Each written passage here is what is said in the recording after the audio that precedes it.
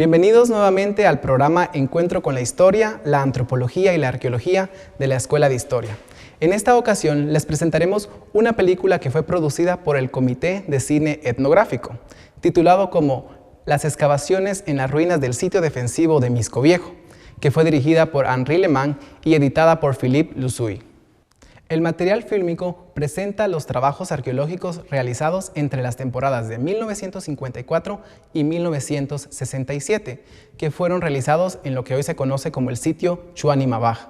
Fueron coordinados por Henri Lehmann y apoyados por la Comisión de Excavaciones y el Centro Nacional de la Investigación Científica de Francia.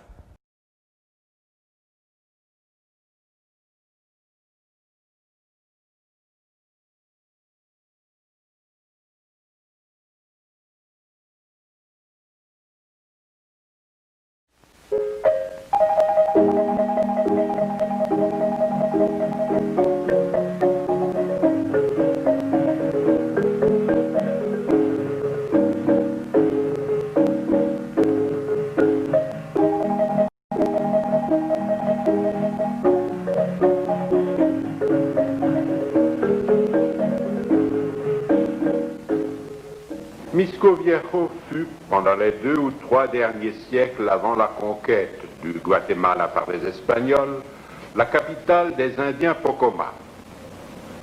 La ville se trouve dans les hautes terres. La région était alors peuplée de nombreux groupes mayas ennemis les uns des autres, chacun faisant sans cesse des incursions dans le territoire du voisin. C'est pourquoi les villes étaient généralement fortifiées. Misco était situé sur un éperon, rocher très abrupt et entouré de profonds ravins. Les Pocomam avaient renforcé la défense naturelle par de puissantes murailles et en avaient fait une place forte presque invulnérable. Les Espagnols eux-mêmes, sous la conduite de Don Pedro de Alvarado, malgré leur armement très nettement supérieur aux flèches et aux pierres des guerriers de Misco, eurent les plus grandes difficultés pour prendre la place. Ils n'y parvinrent qu'après un long siège. Alvarado se montra particulièrement dur pour cette ville qu'il avait tenue si longtemps en échec. Il la fit immédiatement incendier dans sa totalité et il fit déporter la population dans un lieu voisin de la capitale actuelle, où fut fondé un nouveau village portant lui aussi le nom de Misco. Le chroniqueur espagnol Fuentes y Guzmán a relaté la conquête de Misco Viejo dans 2 chapitres de sa Recordación Florida. L'existence du site n'était donc pas inconnue, mais il n'avait plus jamais été habité et les ruines avaient été abandonnées à la nature. À peine pouvait-on deviner les ruines d'édifices dans des monticules couverts de végétation ou distinguer des restes de construction enfouis dans des éboulements de pierre. Un géographe allemand nommé Karl Sapper visita Misco Viejo à la fin du XIXe siècle et en fit un plan. Plus récemment, des archéologues américains de l'institution Carnegie y vinrent en reconnaissance et firent quelques sondages. L'étude exhaustive du site et sa restauration a été l'œuvre de la mission archéologique franco-guatémaltèque que j'ai l'honneur de diriger. L'étude scientifique, exploration, plan, etc., a été subventionnée par la France, c'est-à-dire par la Commission des fouilles qui dépend du ministère des Affaires étrangères et par le Centre national de la recherche scientifique. La Direction générale des travaux publics du Guatemala a mis à la disposition de la mission le personnel et les matériaux nécessaires pour la restauration du site. Le travail a été réalisé en 4 saisons de 6 mois chacune, de 1954 à 1967. Le site archéologique s'étend sur un terrain très mouvementé, fait de bosses et de creux. Il comprend une quinzaine de groupes d'édifices, les 5 plus importants construits sur les hauteurs. Ces 5 groupes sont désignés par les lettres A, B, C, D, E. Peu à peu, la plupart de leurs édifices ont été dégagés. D'abord, ceux du groupe situé au point culminant, le groupe C, où se trouvent les structures les plus importantes, toutes revêtues de stuc. Puis le groupe B, puis les groupes A et E, et enfin le groupe D. Chaque saison a été divisée en 2 parties. Les bâtiments ont été fouillés pendant la première, puis ils ont été reconstruits ou restaurés pendant la deuxième. Toutes les étapes des travaux ont été filmées au fur et à mesure, c'est-à-dire que 4 films ont été tournés, 1 par saison. Le film qui va être projeté est leur regroupement et leur montage, non plus en ordre chronologique des travaux, mais par catégorie de structures. Avant l'arrivée des archéologues, les paysans des alentours cultivaient du maïs dans les ruines.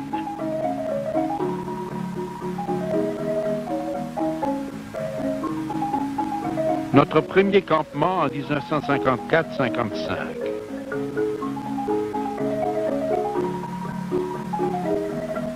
Il fallait commencer par débroussailler les structures. Nous avons fait comme font les paysans dans les terres de culture avant la saison des pluies. Nous avons brûlé l'herbe. Quelques pans de murs sont apparus.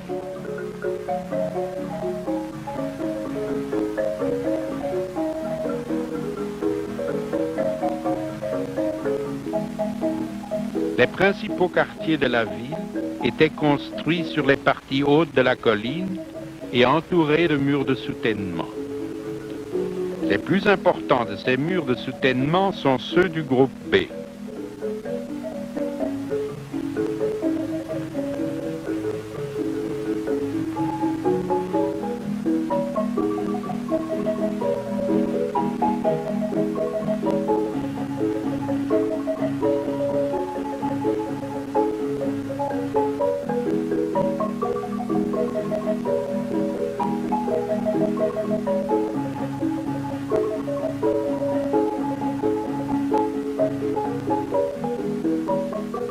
Plusieurs escaliers montent à la grande place. Les bâtisseurs de Miscoviejo avaient mis en place en premier lieu un système d'écoulement des eaux. Voici un conduit qui évacue les eaux de pluie de la place du groupe B et qui les déverse à l'extérieur, au bas du grand mur.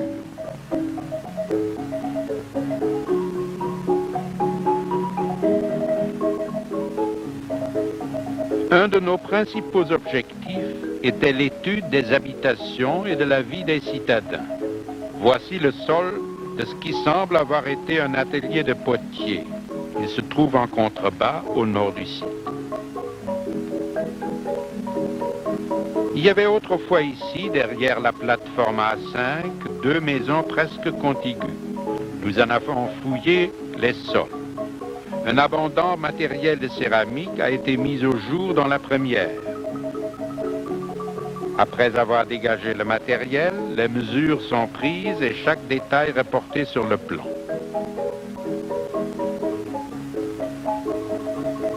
Dans une autre maison, le sol est bordé de blocs de pierre ponce taillés.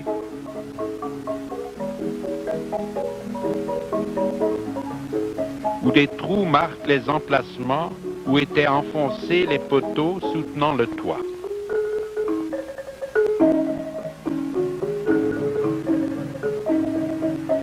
La plateforme avant les travaux, elle mesure 50 mètres de long.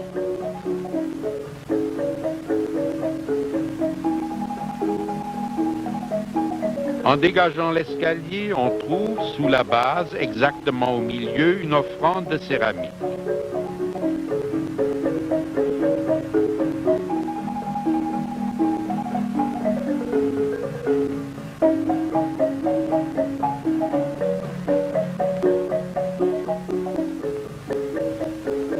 Plusieurs couches de stuc recouvraient la terrasse supérieure.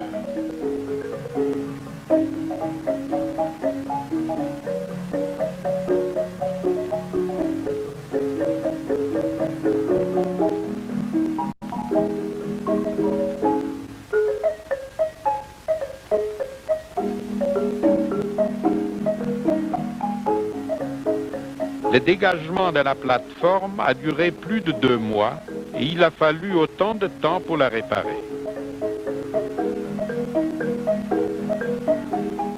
La reconstruction est terminée. On complète maintenant le revêtement de stuc qui s'était conservé par endroits. Le maçon qui polit le stuc se sert d'une petite hache en pierre de l'époque précolombienne.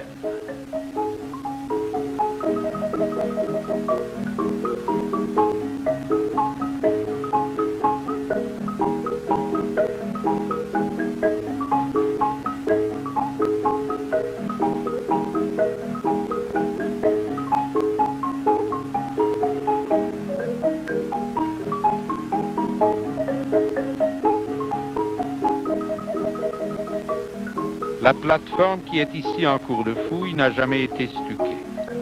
Elle a un parement en pierre beaucoup plus soigneusement taillé que les édifices stuqués.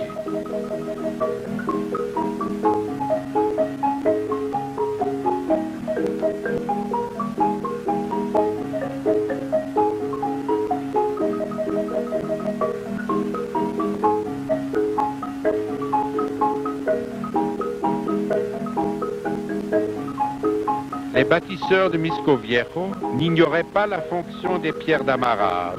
Ils les utilisaient.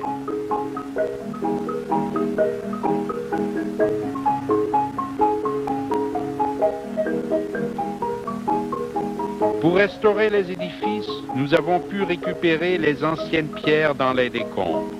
C'est une chance assez rare. Les ruines archéologiques qui se trouvent au voisinage d'agglomérations sont souvent dépouillées de leurs pierres de taille qui servent à construire des maisons modernes. Miscoviejo doit à son isolement d'avoir échappé à ce pillage.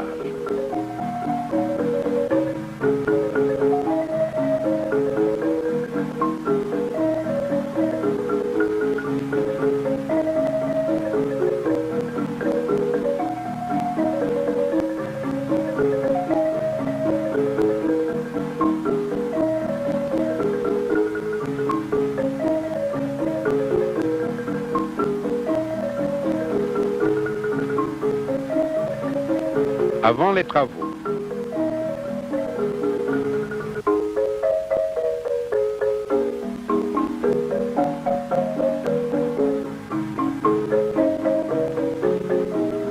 Les ouvriers dégagent la façade. Les premières marches sont restées en bon état.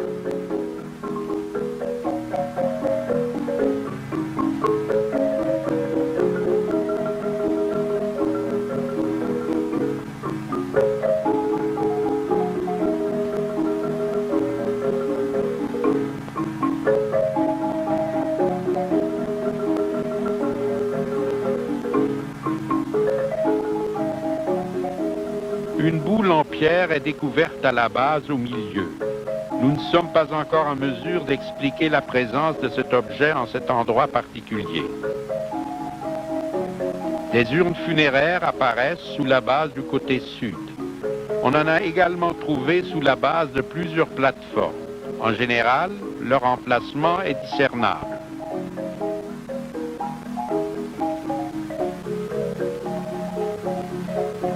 On retire une urne du trou.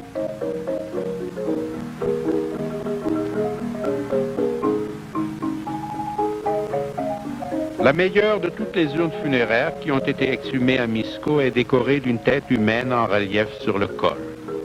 La panse est perforée de 3 trous qui évoquent un visage. Ce sont des perforations rituelles faites intentionnellement lors de l'enterrement et l'urne était orientée de telle manière que les trous faisaient face au nord. Tandis que les travaux continuent à la pyramide BX3, le plan de reconstruction est établi d'après la partie dégagée.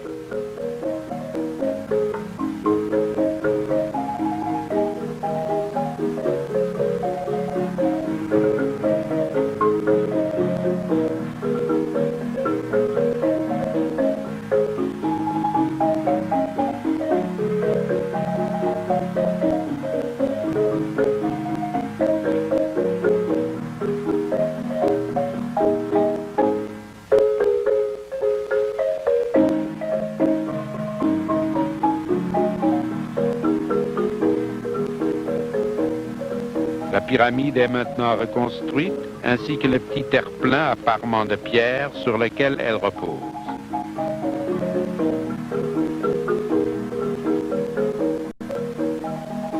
Avant le début des fouilles, un paysan du voisinage cultivait son maïs dans les patios du jeu de pelote.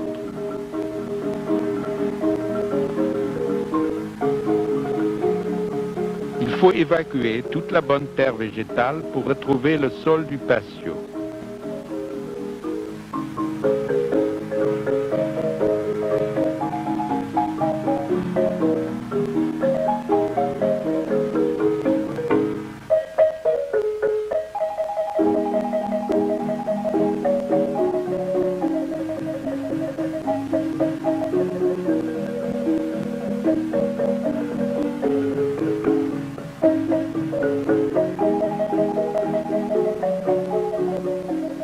Sur la banquette, on recueille quelques fragments du stuc original.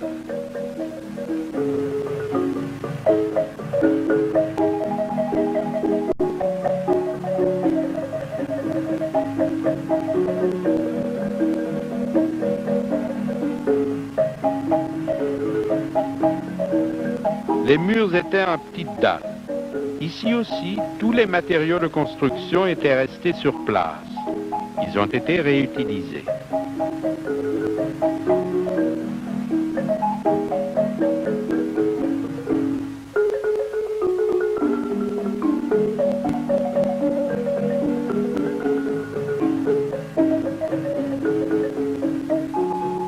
On voit maintenant que le patio du jeu de pelote du groupe A était une des structures les plus soignées de Miscoviejo.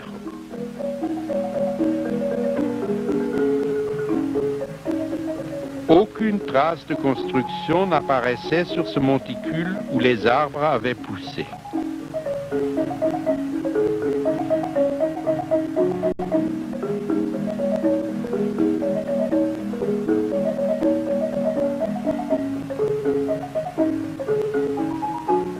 La fouille révèle d'abord une base.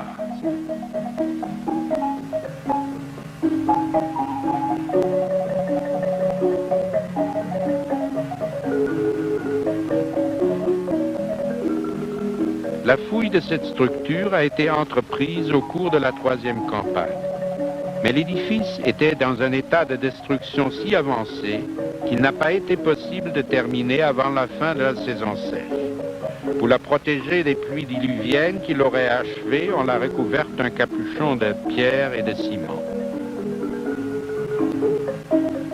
Ce capuchon a été enlevé au début de la dernière campagne.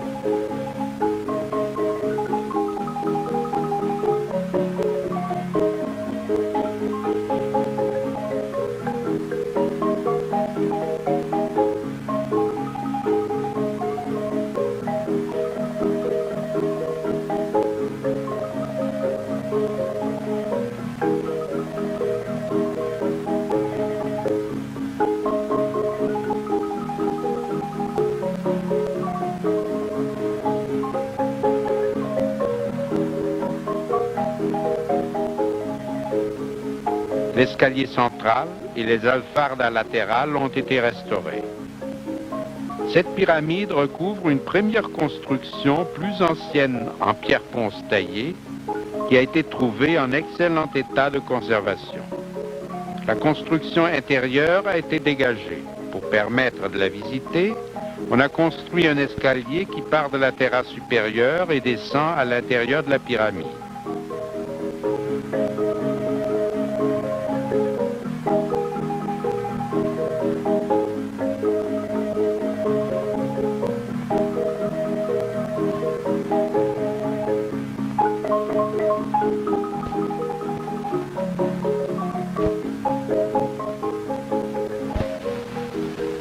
À la fin de chaque campagne, la mission d'archéologie a offert aux ouvriers et aux familles indigènes des environs une fête avec de la musique et la danse traditionnelle du torito.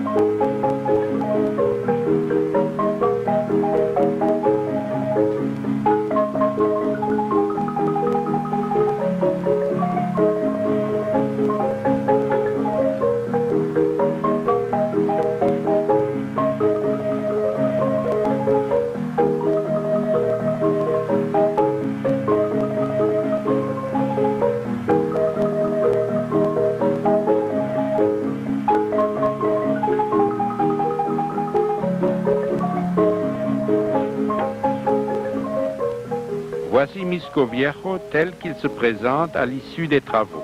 Groupe A avec la pyramide A1.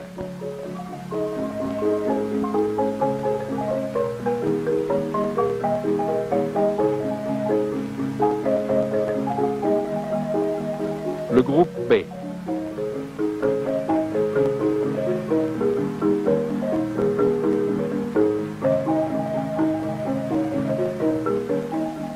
La plateforme B8, au fond, le groupe C, avec les édifices stuccés. Plateforme E6, groupe B avec le jeu de pelote. Une substructure dans la plateforme A3. Pyramide C1, la plus importante de toutes les pyramides du site.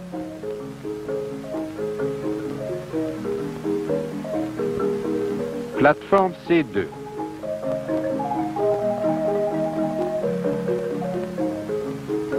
Le groupe B.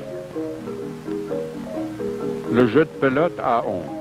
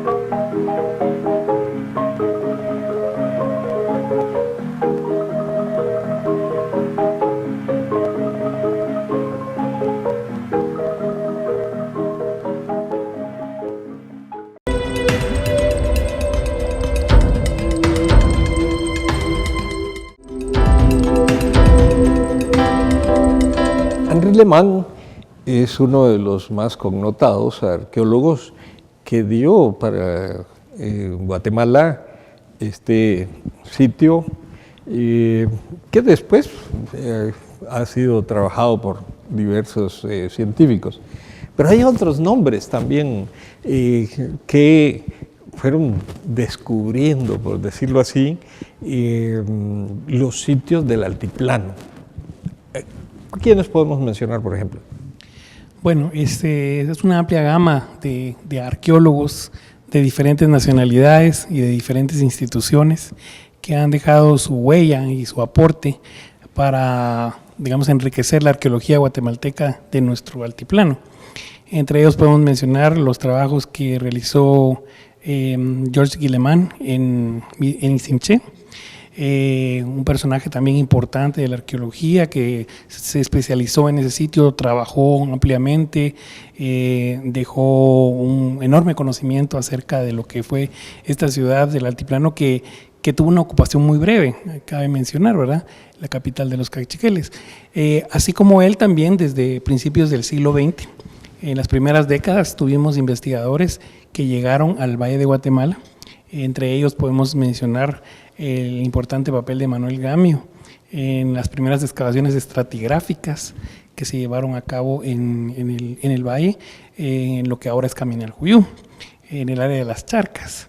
Ahí empezó él a trabajar su arqueología estratigráfica, sus pozos, y bueno, pues entonces hay una presencia importante de arqueólogos venidos de fuera, pero que también van dejando escuela. Eso es muy importante mencionar, porque si bien la arqueología no existía como profesión en Guatemala en esos años, sí hay, digamos, ya un instituto de antropología a partir de los años 40, hay inspectores que empiezan a vincularse con la arqueología. Don Gustavo Espinosa es un magnífico ejemplo de ellos, que también dejó una honda huella de trabajo en lo que es ahora Caminaljuyú. Entonces podemos mencionar también, por supuesto, Alfred Kider, que lleva a cabo las investigaciones de los montículos A y B de Caminaljuyú, y junto con él, bueno, las instituciones Carnegie, en la que pues tenemos también la presencia de Edwin Schuck, un gran arqueólogo, que pues tuvo una trayectoria grandísima y es el que realiza un reconocimiento en todo el Valle de Guatemala, en todo el departamento de Guatemala, de hecho en toda la parte central del altiplano, y es un referente importantísimo cuando se quiere hablar de sitios que ya no existen, ¿verdad? Él dejó fichas importantes, hay un archivo de Edwin Schuck en la Universidad del Valle de Guatemala que está inventariado los sitios, hay fotografías, hay toda la información necesaria de cosas que ya no podemos ver, y afortunadamente de algunos sitios que todavía existen, ¿verdad? Entonces su aporte es muy valioso. Quiero decir pues que hay muchos exploradores e investigadores, arqueólogos, que sí aportaron para el conocimiento de esto y dejaron escuela. Y a partir de ello, pues bueno, ya viene el aporte de los arqueólogos guatemaltecos a partir del año de 1979 más o menos, cuando ya se empiezan a egresar los primeros profesionales de la arqueología. ¿Y cómo se involucran estos jóvenes arqueólogos guatemaltecos en ese trabajo de estas instituciones internacionales? ¿Y cómo fue ese aprendizaje que hubo ahí? Sí, es bueno no olvidar, por ejemplo, a la primera arqueóloga guatemalteca, que es doña Dora Guerra de González. Ella trabajó en Caminaljuyú e hizo una tesis muy interesante sobre figurías de Caminaljuyú. ¿Ella dónde se formó? Ella se formó en la Facultad de Humanidades porque no existía la carrera como tal. La carrera como tal se abre cuando el Departamento de Historia se separa de la Facultad de Humanidades y se funda la Escuela de Historia. Y es la iniciativa y el talento de Juan Pedro Laporte, recién egresado de la Escuela Nacional de Antropología de México, quien hace el primer pensum de estudios y le propone a la dirección de la Escuela de Historia crear la carrera. De tal manera que empieza la primera promoción de arqueólogos, de la cual yo soy una de las personas que participó en esa primera promoción. Que eran poquitos, ¿no? Éramos 13.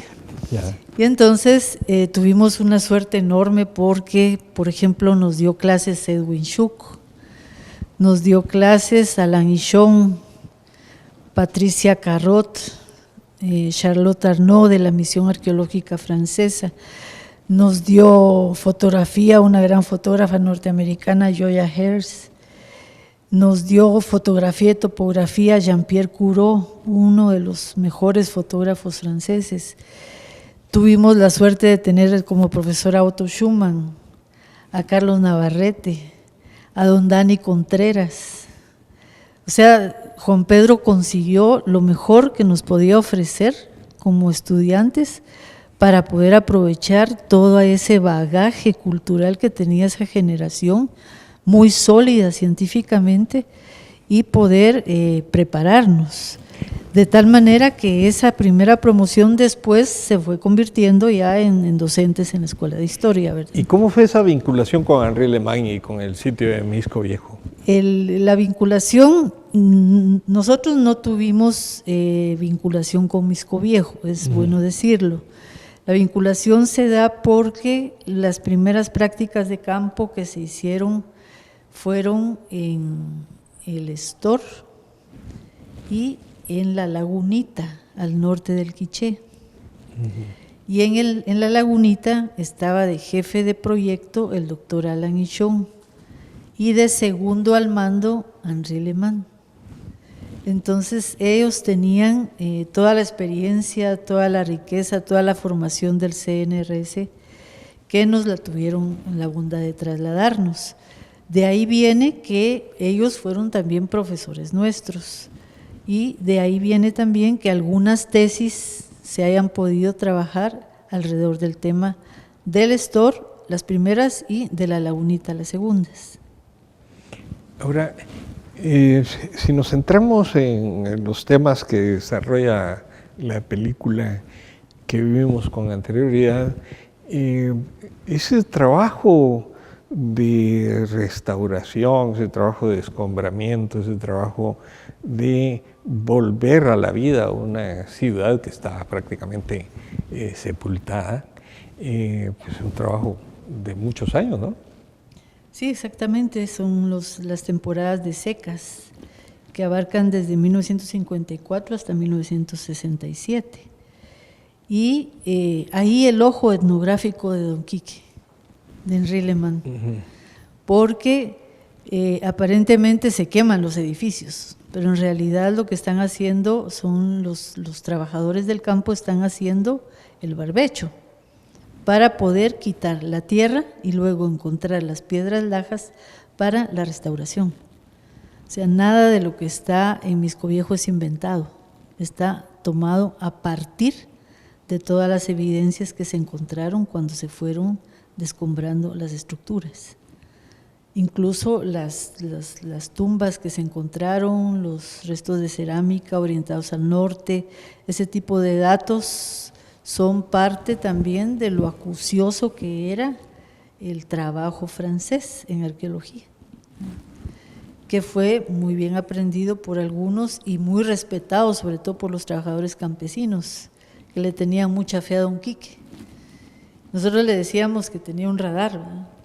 Porque se ponía en un pedazo de terreno y decía, aquí. Pero Don Quique, aquí no hay nada, aquí, decía. Claro, la experiencia, la mirada científica, la mirada arqueológica y la intuición que la tenía muy desarrollada, hacía que ahí fuera exactamente el lugar para excavar. Ahora, si nos vamos a los métodos de trabajo arqueológico, ¿qué nos puede platicar el doctor Carpio? Bien, en el sitio que estamos mencionando, como bien lo mencionó Anaité, se tuvo que hacer un primer trabajo de escombramiento, que es una fase inicial, ¿verdad? Esto va acompañado también por el trabajo que hacen los topógrafos del mapeo del sitio, ¿verdad?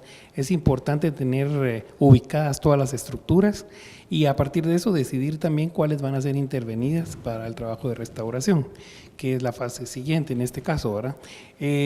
Posteriormente, bueno, como bien se mencionó, se utilizan los mismos materiales del lugar y de los alrededores para el trabajo de restauración, para que no sea invasivo, para que no sea una reconstrucción, para que sea lo más fiel posible a cómo eran las estructuras. Afortunadamente, también como se dijo, esas estructuras pues soportaron el paso del tiempo, no había que inventar o reinventar cómo era el sitio, sino el sitio preservaba su plano original. Sí es un sitio que, a pesar de ser pequeño, fue un trabajo arduo el llevar a cabo esa restauración. Hay unas grandes murallas ahí, los juegos de pelota son de gran tamaño, hay pirámides gemelas, hay grandes palacios, casas grandes, etcétera. Entonces había que hacer ese trabajo de restauración. Pero también viene la parte de investigación arqueológica, que es propiamente la exploración mediante excavaciones. Y las excavaciones pueden ser de dos tipos principalmente: excavaciones intensivas o excavaciones extensivas, depende de lo que el arqueólogo quiera buscar. Si estamos buscando referentes cronológicos para ver la ocupación de un sitio, entonces hacemos excavaciones verticales profundas, a las que les llamamos excavaciones intensivas. Entonces ahí sacamos toda la secuencia de ocupación del sitio desde las épocas más tempranas. Es muy probable que haya estado ocupado el área desde épocas tempranas, aunque su auge principal fuera en el posclásico. Pero esas excavaciones nos permiten, se hacen mediante pozos de sondeo. Lo otro es la excavación extensiva, que esta consiste en exponer una área de ocupación, entonces solo de una época. Lo que hacemos ahí es extendernos en el terreno para poder relacionar todos los materiales entre sí. Aquí fue un trabajo paralelo, porque al mismo tiempo que se iban restaurando las estructuras, se iba haciendo el trabajo de investigación arqueológica y se iban recuperando restos materiales. De hecho, pues hay un área en el sitio que está reservada para un museo. Y lamentablemente, por situaciones presupuestales, este museo no está abierto al público, ni tiene las condiciones óptimas para exponer las piezas, pero sí hay una gran colección que ha salido de las investigaciones de este sitio. Luego ya viene la fase del laboratorio arqueológico, que es el tratamiento directo con los materiales. Ahora, yo recuerdo que estando en 1992 en Jacaltenango, nos decían unos franceses y belgas, y que a nosotros cualquier montículo nos parecía una maravilla, ¿no? Y lo apreciábamos y lo admirábamos, pero que realmente para un turista, ellos estaban pensando en turismo, eso no tenía ningún valor. Ahora, desenterrar, descombrar una estructura de estos significa toda una planificación para su preservación, ¿no? Y ahí tenemos que hacer ya una inversión mucho mayor. Sí, y también va a depender el tipo de material constructivo del que está hecha la estructura, ¿verdad? Porque pongamos el ejemplo de Caminal-Juyú. Caminal-Juyú es una arquitectura de barro principalmente. Entonces, hacer digamos, destapar, dijéramos en estos términos, o exponer una estructura, una subestructura, implica, digamos, tener los elementos para la preservación, tomando en cuenta que la lluvia podría dañar esta estructura, el viento, etcétera, porque es de barro, la tierra se deshace. Entonces habría que pensar en cubiertas, en el tipo de revestimientos, etcétera, y eso implica gastos muy fuertes, ¿verdad? Entonces no todos los sitios pueden ser expuestos. Claro. Bueno, y hemos estado muy atentos a esa biografía que nos está haciendo Anaíta Galeotti sobre Henri Lehmann. ¿Qué pasó con Henri Lehmann? ¿Cómo siguió desarrollándose en la arqueología guatemalteca? Bueno, él todavía los años 1977, 78 fue el último año en enero que estuvo aquí Henri Lehmann. Luego regresó a Francia. Fue nombrado director del Museo del Hombre y en ese momento él establece la necesidad de una especie de censo estadístico de bienes culturales para reordenar no solo las bodegas del museo, sino los lugares que estaban con objetos en exposición. Y se da cuenta de que hay que renovar mucho el stock, digamos, de materiales etnográficos y arqueológicos que tenía el museo. Hacen esta especie de estadística de bienes y ya por razones de edad, don Quique ya estaba jubilado, lo declaran profesor honorario del Museo del Hombre sin clase. Entonces él tenía la posibilidad de entrar a cualquier clase y decir, ¿me permite? ¿Puedo agregar esto? ¿verdad? Y tenía la posibilidad de sobrevivir con un sueldo decoroso que le permitió pues sus últimos años, ¿verdad?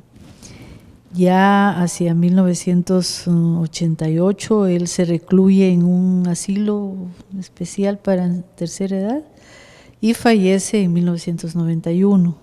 Ya no regresa a Guatemala. Yo todavía tuve la oportunidad de verlo en el 85, en el Museo del Hombre. Acababa de donar su completísima colección de huipiles de Guatemala al Museo del Hombre. Tenía huipiles de 1872, huipiles antiquísimos, y eran verdaderos tesoros. Ahora, como suele suceder en Francia, del Museo del Trocadero cierran, abren el Museo del Hombre, luego cierran el Museo del Hombre y abren el Museo del Quai de Branly, y ahí está esa colección. La colección de Henri Lehmann, que sería maravilloso poder tener algunas piezas de él alguna vez en Guatemala. Entonces, él deja todo un legado de investigaciones etnográficas y arqueológicas, ¿verdad?, dispersas lamentablemente en los archivos del Museo del Hombre y en sus archivos personales.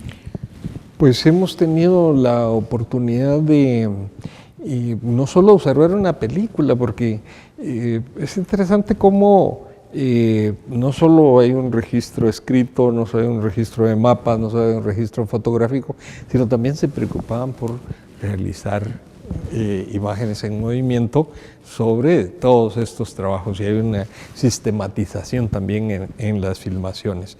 Y luego la maravillosa oportunidad de tener dos especialistas en la arqueología guatemalteca, como son Anaité Galeotti y Edgar Carpio.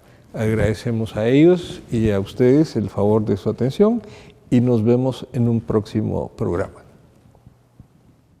El sitio de Misco Viejo fue descrito por Francisco de Fuentes y Guzmán en su Recordación Florida, mapeado por Carl Sapper e investigado por la institución Carnegie de Washington.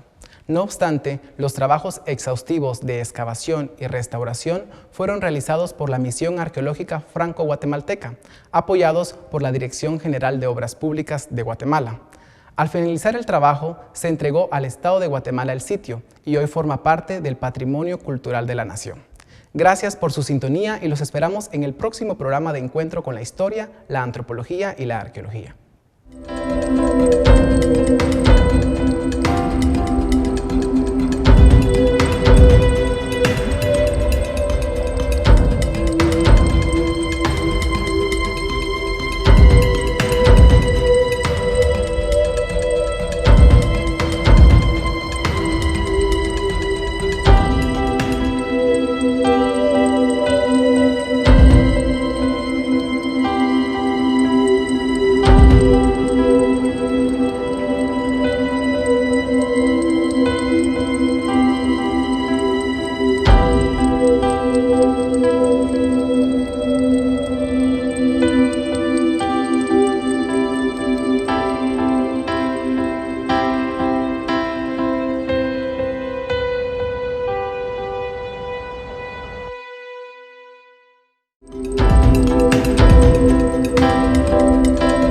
El historiador Edgar Varillas será el encargado de moderar el panel de este programa, donde nos acompañan dos arqueólogos con una larga trayectoria académica y que son egresados de la Escuela de Historia. Nuestra panelista invitada es Anaité Galeotti. Ella es licenciada en Arqueología por la Universidad de San Carlos de Guatemala y realizó estudios superiores sobre métodos de análisis de la realidad en la Escuela de Altos Estudios en París, Francia. Ha participado en diversas ponencias relacionadas sobre el desarrollo e historia de los pueblos indígenas en Guatemala, en países como México, España, Francia y Suiza. Fue docente universitaria en esta casa de estudios y además laboró como asistente de dirección en el Centro de Estudios Mexicanos y Centroamericanos CEMCA de la Embajada de Francia en Guatemala. Además nos acompaña el doctor Edgar Carpio, arqueólogo que ha dirigido numerosas investigaciones, como el proyecto arqueológico Mexicanos en Amatitlán o el que actualmente se desarrolla en el campus central de la Universidad de San Carlos. Es profesor titular de la licenciatura en Arqueología de la Escuela de Historia y posee un doctorado en estudios mesoamericanos por la Universidad Nacional Autónoma de México. De los sitios arqueológicos del altiplano guatemalteco, quizás los más conocidos sean Saculeu en el departamento de Huehuetenango y el sitio de Insimché en el departamento de Chimaltenango. Pero de igual importancia para la historia de Guatemala es Mixco Viejo, un sitio que es menos visitado a pesar de estar bastante cercano a la capital. Para hablar no solo sobre el propio sitio, sino también sobre los trabajos de restauración, los trabajos de rescate que se han hecho bajo la dirección de prestigiosos arqueólogos, tenemos a nuestros invitados y vamos a conversar con ellos acerca de esta ciudad tan importante para el periodo prehispánico guatemalteco. Así es que comencemos por ubicar dónde queda Mixco Viejo. Bien, muchas gracias por la invitación al programa. Es una oportunidad para que el público conozca un poco de los sitios arqueológicos importantes que tenemos cercanos a la ciudad de Guatemala y que pueden ser visitados en cualquier época. Mixco Viejo es uno de ellos, se encuentra en una ubicación privilegiada. Se encuentra exactamente en la parte noreste del departamento de Chimaltenango, en la confluencia de los ríos Motagua y Piscayá. Se puede llegar por carretera desde la ciudad de Guatemala a una distancia de unos 60 kilómetros aproximadamente. El terreno aquí es más bien seco, ¿verdad? Ya es un terreno cambiante. La población más cercana a aquí podríamos decir que ya está en el Quiché, que es el municipio de Pachalum. Pero también se puede acceder al sitio entrando por el lado de San Martín Jilotepeque. De hecho, según las fuentes históricas, como ya lo vamos a ir manejando más adelante, mencionan que este sitio pudo haber sido también conocido como Jilotepeque Viejo en algún momento. Ahora pues se conoce como Chuanima Abaj, que está relacionado con sus características arquitectónicas. Ahí estaría ubicado el sitio. Y digamos, dentro de esa posición en el Valle Central de Guatemala, es una posición estratégica de ese sitio. Sí, definitivamente. Recordemos que es un sitio que tiene su auge de ocupación en el periodo posclásico. Y precisamente es una época militarista, una época en la que los sitios se ubican en puntos estratégicos. Aquí vemos está en la confluencia de dos ríos, es decir, tiene el acceso al agua, pero se encuentra sobre un cerro, en una parte de una meseta. Quiere decir esto que es una posición defensiva, principalmente, y es una especie de ciudadela, una fortaleza. Entonces, tiene un punto privilegiado, desde ahí se observa todo el valle, es decir, como una especie de atalaya también, y eso le permitió a los pobladores de Mixco Viejo, a sus gobernantes, tener un control sobre el espacio. Ahora, cuando se compara con los sitios del norte, de las tierras bajas del norte, generalmente se dice, bueno, es que aquellos son unos edificios monumentales, mientras que aquí son ciudades más pequeñas, incluso se les llama ciudadelas, en fin, ¿no? Como que se le resta importancia, incluso se habla del ocaso de los mayas y toda esta serie de cuestiones que como que se rompiera el desarrollo de las sociedades prehispánicas, pero los estudios demuestran que no es así. Precisamente, lo que pasa es que hablando de la arquitectura monumental, las diferencias están en que la zona de las tierras bajas es una zona de materiales kársticos, de piedra caliza, que permitió la construcción de esas grandes estructuras.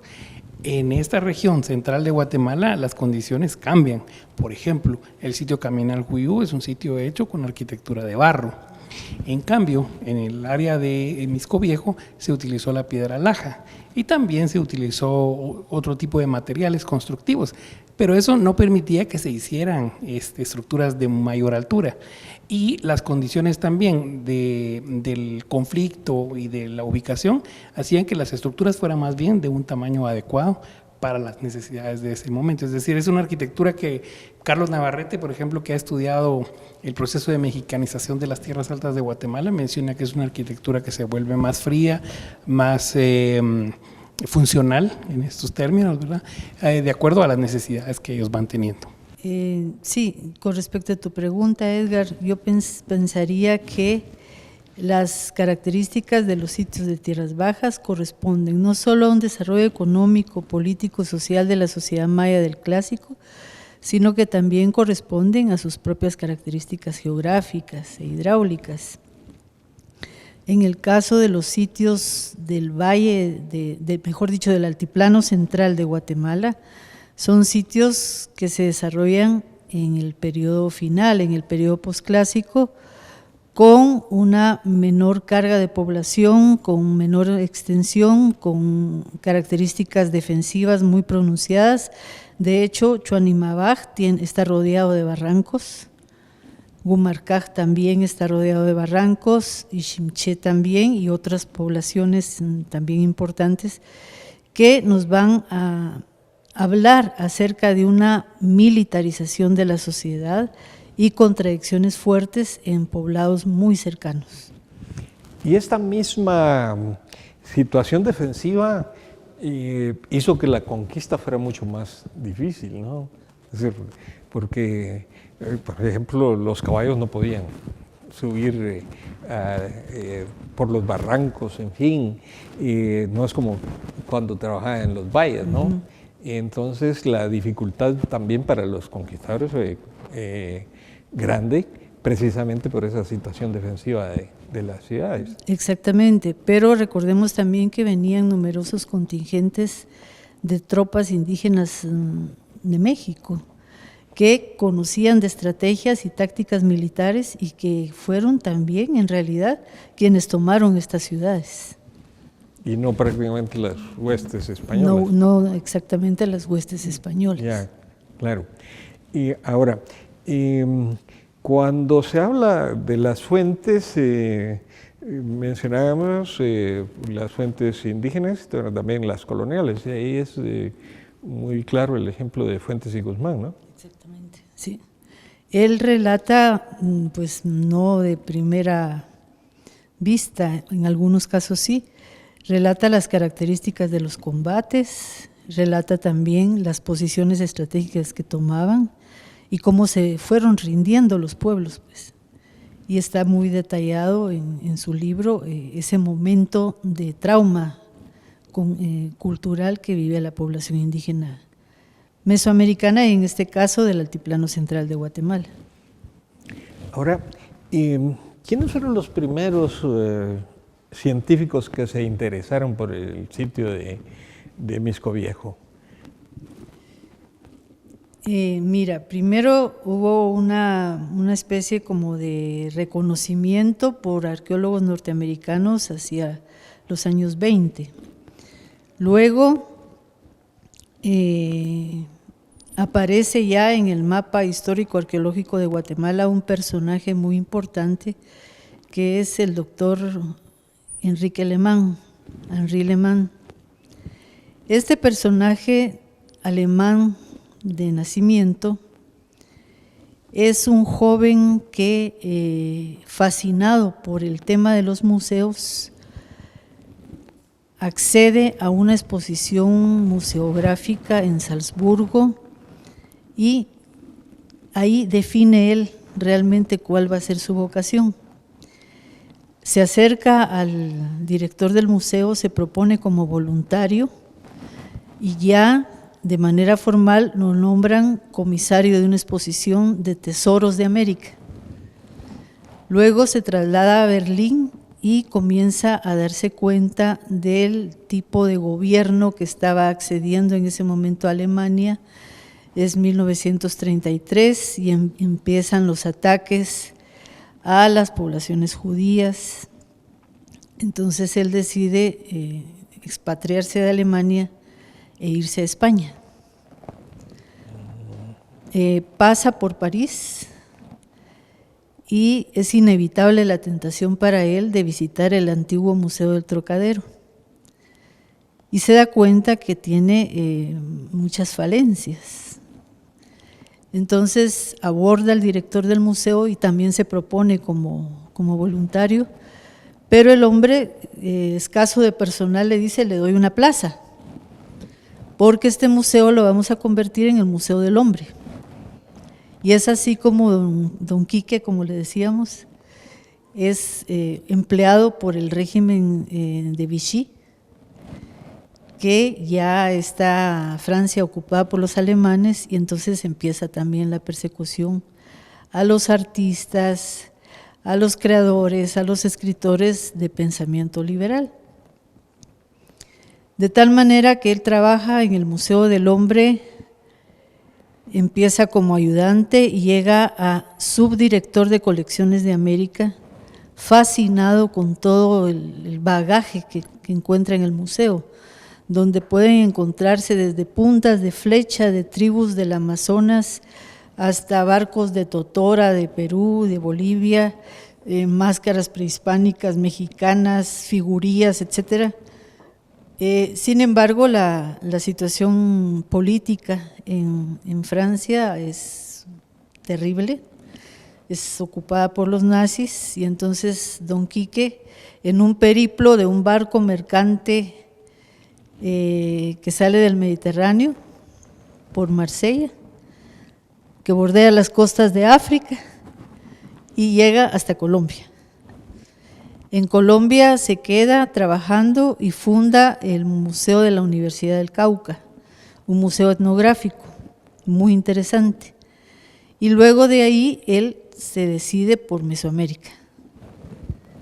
Cuando llega a tierras guatemaltecas, está el último año del gobierno de Jacobo Arbenz, se presenta con el ministro de ese tiempo, el ministro de Educación, que era Héctor Morgan, le entrega su currículum y le dice que quiere trabajar en el Museo Nacional de Arqueología, que en ese momento estaba dirigido por el artista Guillermo Grajeda Mena. Lamentablemente, el régimen cambia y don Quique se decide hacer una investigación etnográfica en Colotenango. Luego de esa investigación etnográfica, que la concluye a finales del 54, también hace un proyecto de buceo arqueológico en los lagos de Amatitlán y de Flores, para encontrar vasijas y restos arqueológicos de la civilización maya. Al tiempo de esto, manda una carta al CNRS, al Centro Nacional de Investigación Francesa, solicitando fondos para poder trabajar en arqueología en los altiplanos de Guatemala. Y es así como empieza su proyecto en Mixco Viejo. En Mixco Viejo. Bueno, hemos tenido una agradable biografía de Henri Lehmann, responsable de haber dado a la sociedad guatemalteca y al patrimonio mundial el sitio conocido como Mixco Viejo. Continuaremos luego de una pausa.